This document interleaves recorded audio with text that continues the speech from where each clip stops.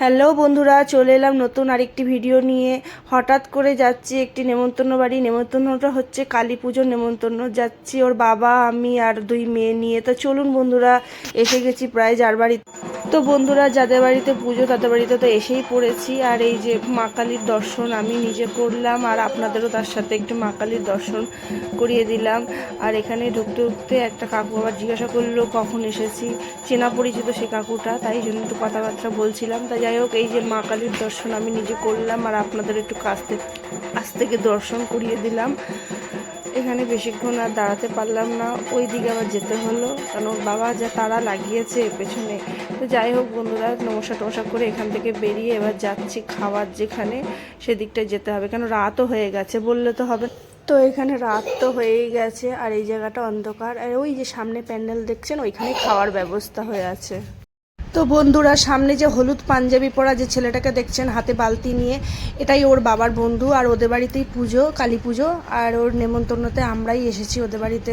কালী পুজো আগের বারেও নেমন্তন্ন করেছিল, আমরা এসেছিলাম। আর এই যে ওর বাবাও দাঁড়িয়ে রয়েছে, এখন ভিড়, তাই ও আর কি বললো আমাদেরকে একটু ওয়েট করতে।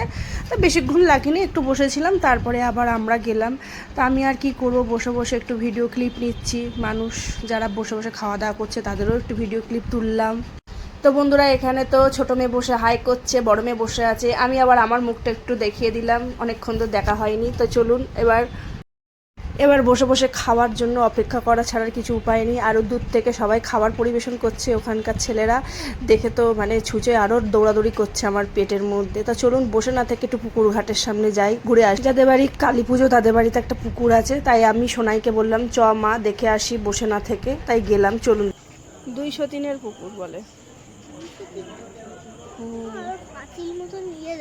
এই যে না না, ওখানটা ঘাট।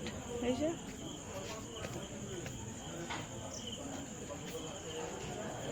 দিনের বেলা আসলে এইসব ছবিগুলো ভালো ওঠে।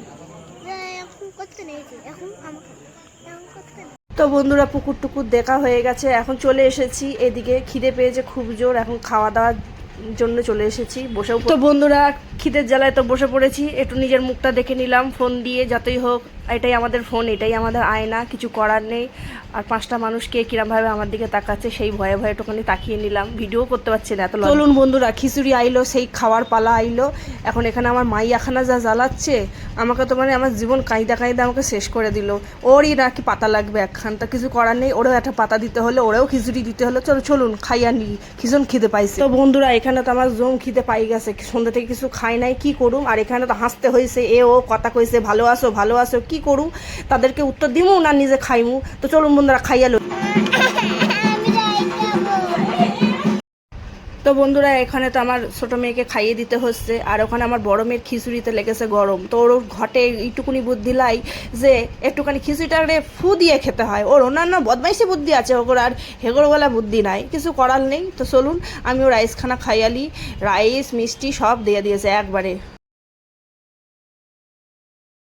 তো বন্ধুরা, খাওয়া দাওয়া তো হয়ে গেছে, হাত ধুয়ে চলে এসেছি। এখন ওর বাবা গাড়ি ঘোরাচ্ছে, গাড়িতে করে এবার বাড়ির দিকে রওনা দিই। তো চলুন বন্ধুরা, যাওয়া। তো বন্ধুরা, ওর বাবা তো গাড়ি ঘোরাচ্ছে, আমি এদিকে ভিডিও একটু ক্লিপ নিয়ে নিচ্ছি। আর এই গাড়ি করে যেতে যেতে একটু সাঁত মামার সাথেও দেখা হইলো, সাঁত মামাও আমাদের সাথে বাড়ি যাচ্ছে। আর এই যে রাস্তা অন্ধকার ঘুরঘুটে, আমার তো ভয়েতে প্রাণ শুকায় গেছে। এই কইতে কইতে অন্ধকারের রাস্তা দিয়ে যেতে যেতে নিজের মুখখানাও দেখছি, পুরো পেতনি লাগছে, কিছু করার নেই ভাই। তো বাড়ির রাস্তায় চলে আইসি, যাক নিজের প্রাণটা নিজের ধরে আইসে, তো বাড়িতে উপস্থিত। তো বন্ধুরা, আজকে যখন ভিডিওতে কথা কইনি, তো আজকের ভিডিওর লাস্টেরটাও কথা কইব না, এই বলেই শেষ করলাম। Good night, tata. খিচুড়ি খাইয়া বহুত গরম লাগছে ভাই। তো এখন একটু রেস্ট নিন, কিছু করার নেই। ভিডিওটা ভালো লাগলে টাটা, বাই, লাইক অবশ্যই।